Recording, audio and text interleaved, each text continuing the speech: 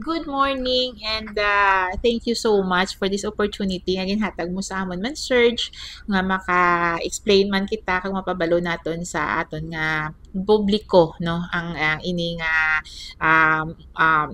actually ano ni siya nang report na siya sang Commission on Audit, annual audit report ina siya sang Commission on Audit. So ang sa nahibaluan naton kay gobyerno si Basiwa Government Owned and Controlled Corporation under gi siya gihapon sa audit sang aton nga Commission on Audit. So sa dira no kada tuig may ara gina iya nga gina-audit gina nila ang aton nga financial statements. Sinatan-aw nila ang fairness sang aton nga financial statement dala na da ang aton nga presentar sang aton nga financial statements, ang paghabutang naton sang aton nga mga processes dira, procedures, vouchers, expenses, tanan nga mga gingasto sang water district para man na iya sa appreciation ni Commission on Audit.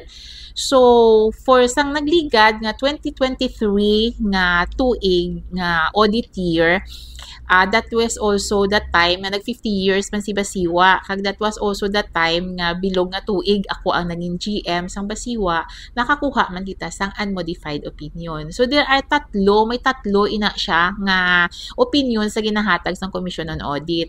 Ang isa adverse, medyo damo-damo gid sang imo nga mga wala na himo kag mga damo-damo sang aton nga mga kinahanglan pa nga i-improve. Next is ang modified opinion or masiling kita nga may kulang nga jutay.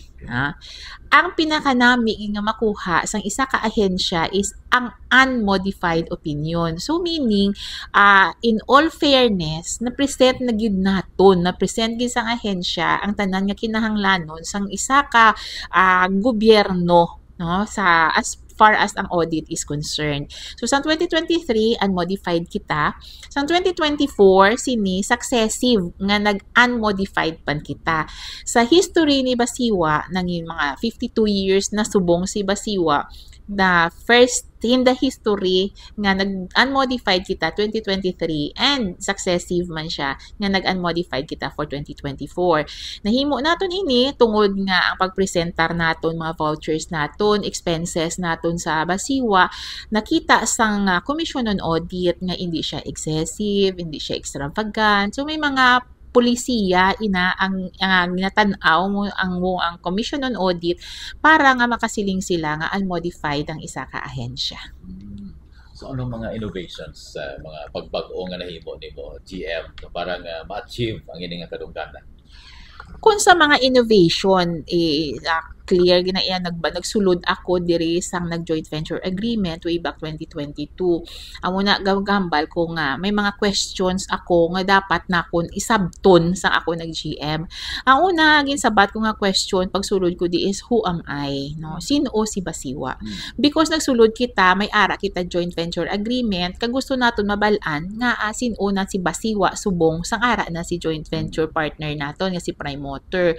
So dira ginabasa ko na ano ang obligation ni Prime, ano ang obligation ni Basiwa. Kag sa dira nakita naton sa sini nga joint venture agreement, si Basiwa is the strategic planner and controller. Si Prime Water is our operator. So both silingon ginhatag di man naton ng operation sa kay Prime Water, pero kita man Japon nga si Basiwa ang water district sang Bacolod. So meaning kung anong ginahimo ni Prime Water, ginabantayan naton. Kung ano ang dapat nga ara sa joint venture agreement dapat himuo nila kay tungod nga ara ina nasulat ina ya sa aton nga joint venture agreement. Amo na nga nagasiling sila CMU kita, Contract Monitoring Unit. Naga-monitor kita kay Prime Water pero overall Basiwa man ta Japon, water district ni Bacolod.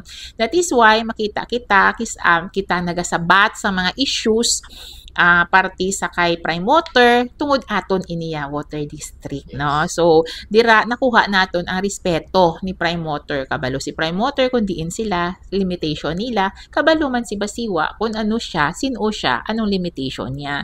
Then sa next naman ginpamangkot naton is where do I live? Sa diin ako gapuyo, although di gapuyo kita diri, but then ginkayo naton ang opisina, no? Kay ako yagan nagatanaw nga hindi na maubra ang aton nga mga ubra kung ka-limited sa space naton, kung kagamo sa space naton.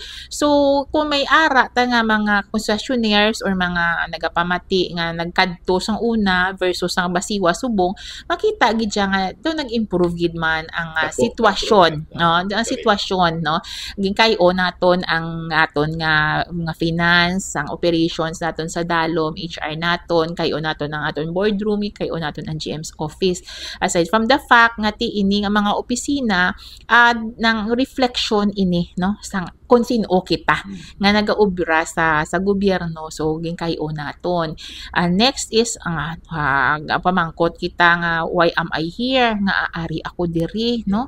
So amo na gina-explain naton sa aton nga mga employees sa sina nagpagpungko naton, naghimo kita sang aton strategic planning, 5-year plan. Ano ang gusto naton malambot sang basiwa for the next 5 years, no? So nagsulod dira ano ang mga kakulangan ni basiwa, no, nagpahimo kita bodega para sa aton property, plant and equipment, nagpahimo kita sang aton nga records office para sa tanan-tanan naton nga mga records, nakaara kita, nakabakal kita even sang property para eco park, no, nga kung sa diin nang kita lang diri all over sa Negros nga may water district nga may eco park, at the same time ginhimo na naton nga watershed dito sa Alangilan, no. So mga those things nga nakuha naton sa bulig man sa aton nga board of directors. Kag subong ti may ara kita nagapatigayon kita sang ISO accreditation.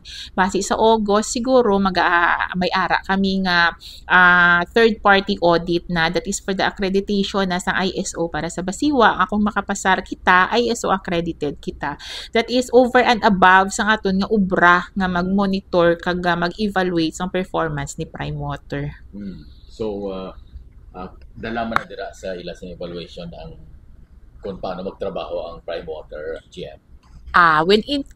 Ang sa amon lang yang ginatanaw is kung ano ang ara sa joint venture agreement dapat himuon ni Prime Water. Pero as far as kung paano na himuon ni Prime Water, we leave it to the management also of Prime Water, especially sa branch man diri sa aton sa Bacolod.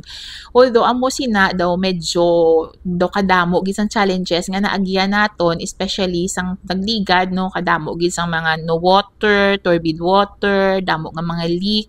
But then subong we are happy nga medyo nagtaas na gid naman ang aton nga production. Even subong kakalambot na kita mga 100 MLD, which we promise kay Mayor Albi Sanaligad nga labuto naton ang 107 MLD, agud more or less 80% na ang maka 24/7.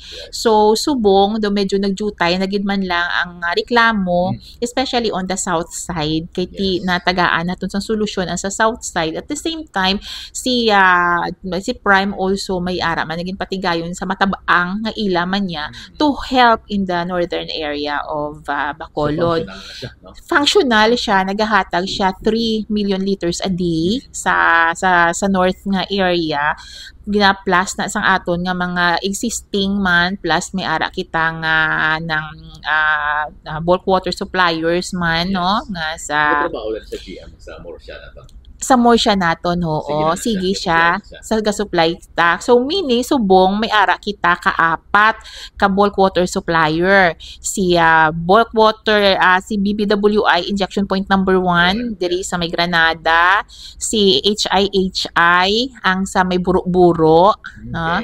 May ara ta sa Morsha Water District, kag may ara kita BBWI injection point number 2 dito sa may Mansilingan. So ini sa gadugang ini nga nagadugang, no, ang ilang paghimo sini is continuing, so meaning magadugang man nga nagmagadugang ang paghatag nila sa aton sang tubig, plus the fact nga si Prime Water may ara pagid siya long term man nga bulk water supplier nga maghatag sa aton pagid 50 million liters a day come 2026 or 2027.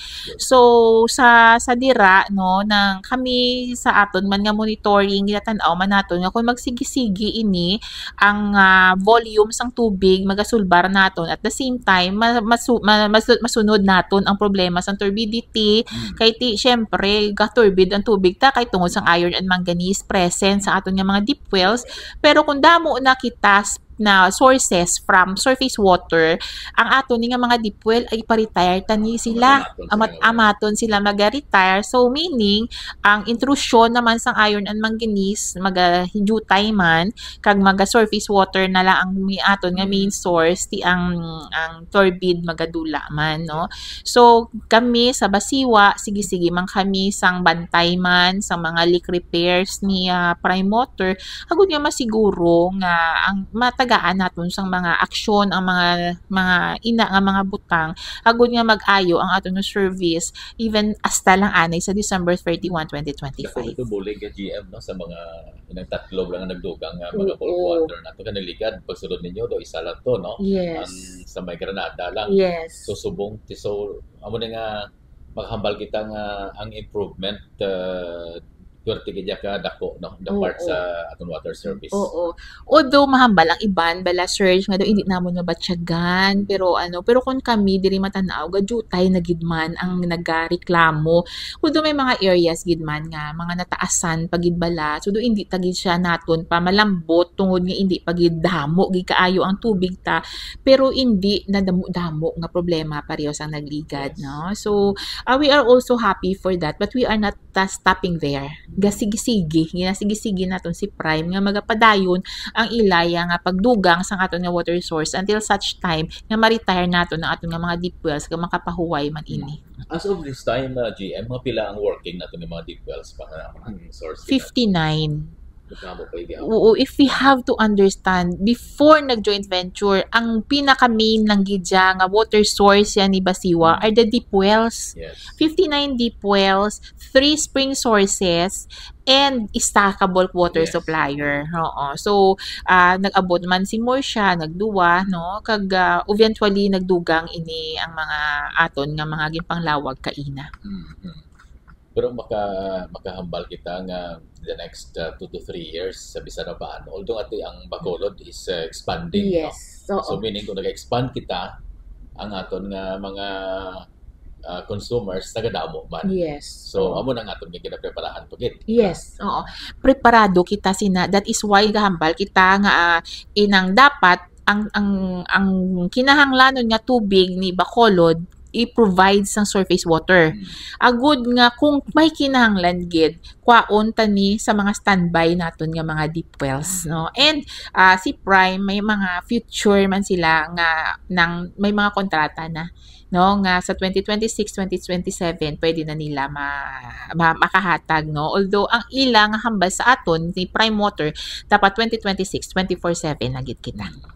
I don't know kung paano ito ma-resolve sa gyapon din problema nga kung mag-brown out ang kuryente, meaning wala kuryente, wala man na tubig. Yes. Paano nato na siya ma-resolve na GM? Subong basta scheduled brown out lang gid, hindi gid kahulat. Hindi gid sila nga dugay-dugay gid ang hulat. Tungod nga may mga standby generators kita. Oo, may mga standby generators si Prime. Although hindi siya 1:1. Okay. Nga magsiling kita nga kung may 59 kita, may 59 man ka generator si Prime Water. Kaya syempre i-retire taman ang iban. Pero subong may mga standby generators si Prime. Ang problema talang kung unscheduled ang brown out.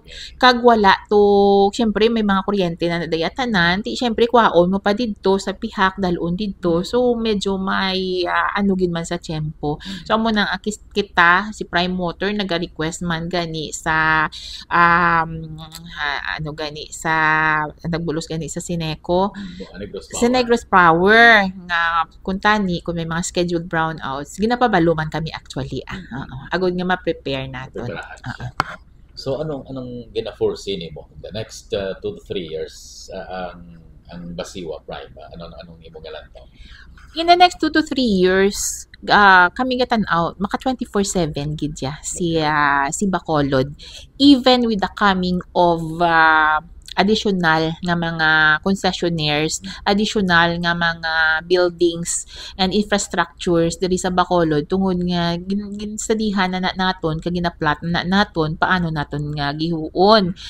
I am also looking at improved man and professionalized naman ang system namon diri sa Basiwa, because we also have to understand nga aside from the operation naging kuha ni Prime Water, naga-exist kami Japon as a government-owned and controlled corporation. So ang amon nga documentary requirements, ang amon nga mga legal requirements, the same, no? May kinanglan kita isumiter sa LUA, sa DBM, sa BIR, sa COA. Those things the same Japon ang ginahimo naton before the JV and during the JV. So ang aton ginhimo as general manager, ginatan-aw na naton nga ma-professionalize naton initanan. Hindi sila magsiling bala nga tungod nga gobyerno ta, amo lagi din ka serbisyo ang mahatag naton. In fact, amo na gani nga nagpa-ISO accredit kita subong, agon nga ma-streamline naton ang aton nga mga proseso, internationally accepted siya nga mga processes, at the same time magamit gid naton diri sa opisina. Ito nga rate subong GM, gidugan niya siya nga rate, diba? So why gyapon nakapa-increase siya despite sa mga ayo na why pagyapon na aprobahan ang new rates, no, after nga nag-take over, no, ang operation. Ang aton nga rates way back 2009 pa ina siya surge. Isa sa mga rason kung nga ang nag-joint venture kita, tungod nga why kita ka-increase ka rate, kag hindi kita ka-keep pace sa pagsaka sa mga presyo vis-a-vis the income that we get from our concessionaires. Hindi ta kadugang capital expenditures. 2009, imagine mo from 2009 until 2025 kapila na magsaka ang gasolina, ang tanan nga mga basic commodities, ang mga materials and everything, pero wala nagsaka, wala kami naghatag imprimatur kay Prime Water nga magsaka tungod nga ginatanaw namon hindi pa majority sang mga concessionaires nato naga-enjoy sang 24/7 nga water. So that would be sila namo do ka unfair pa man. Pero as to kung questionon ako, is it okay nga magpasaka? Ako yagambal gi kuya. Yes, kay naintindihan ko, negosyo man ang ila. Kag di syempre kita gani nagasaka gani ang habon, ang noodle sa muna bala. Pero we have to give it on the right time. Yes. Nga both bala naga-benefit na. So, inang siga-benefit na si consumer. So, at the same time, amo naman na paghatag naton sa aton partners ang benefit man sa additional nga rate increase. Pero may request sila. There is a request. In fact, ang request was given to us ang ika-third year. Kay per our joint venture agreement, may ara gid man ta nga ika-third year dapat may increase na si Prime Water, pero wala gid tagaan sang that time sang news sang sina nga set of board of directors plus ang management. Kaya ambal namon wala pa ta majority 24/7. It would be very hard to explain to our concessionaires nga nag-increase kita, no. The request is pending. Pending siya to depende na sa performance man ni Prime Water, especially this 2025, if ma-approve sang new set naman sang aton nga board of directors. Kasi ang balasang iban nga daan ng pagbati sa pila ka mga consumer nga tani gusto dala ni si Prime na mag-increase kay kung mga ara na silang operation, pero ginaklaro naton nga ang pag-approve sina o pag-recommend ara gyapon sa board of directors sa Basiwa. Ang may last say sa gyapon ng Local Water Utilities Administration of LOA. Dira nagasiling, dira na amo nang makasiling kita, it will prove nga we are still the controlling agency. Hindi sila kapag gusto mintras tanto hindi magrekomendar ang management sa board kag ang board maghatag sang iya nga approval for the increase.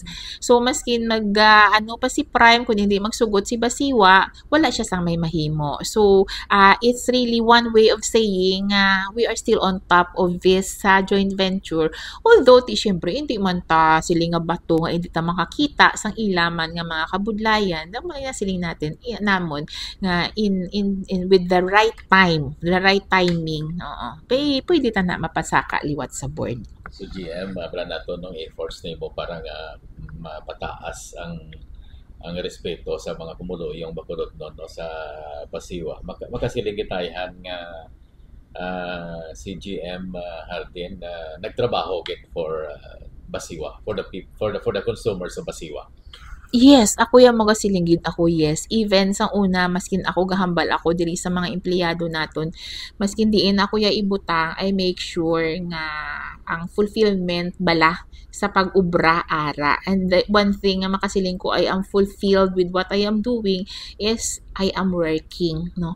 Makita naton the Basiwa right then is different from the Basiwa now, no. Is maskin sa process, maskin sa hitsura, maskin sa mga ginapang ubra naton nga mga projects, no. Ay isa na nada mga sang una gusto gina sang old Basiwa nga may ara nga bodega nga mabutangan tanan nga property, plant and equipment. Bali kita ang naghatag sina nga handom sang Basiwa. Those were dreams. Ang records office, those were dreams of Basiwa nga gin-fulfill ta subong, no. Ang aton nga Eco Park, kita lang ang may ara nga Eco Park. At the same time, maskin siguro pamangkuto naton ang aton diri nga mga regular casual employees, they are happy working with Basiwa now because they found their purpose. Kabalo na sila, diin tapadulong. Why are we doing this? I am really explaining to them nga gina-motivate ta nga magkayo si Prime, nga gina-motivate kamo nga ubrahon ang ini nga mga pormas, nga we have to do this, record this, because we have a purpose, and that purpose is for Basiwa. It's not just for the salary, it's the fulfillment that we get out of working, out of knowing that we have done our best for Basiwa. So, do ka lain sang aura sang aton nga mga empleyado subong with my leadership and also with the leadership of the board of directors. And we still have a long way to go with Prime Water doing the operations, with us doing the monitoring and the evaluation. I think we can pull this out, especially with the 24/7 water and with the professionalizing mag-professionalize kita sa system naton here in Basiwa. GM, ino na lang mensahe sa ato sa mga concessionaires. To our concessionaires, no, over and over ako nagapangayo ako sang pasensya sa mga concessionaires naton nga daw medyo damo gisang nagreklamo problema, which I do understand. Those problems nga halin sang una sang wala kami nag-JV as sa subong, may mga problema kita sina like lack of water, turbidity, may mga leak. Pero if we have to look at the data sang before the JV kag subong nga may JV na medyo naglain na gid siya, naglain na ang hitsura niya, and it will really change in the next months or years ngari kita.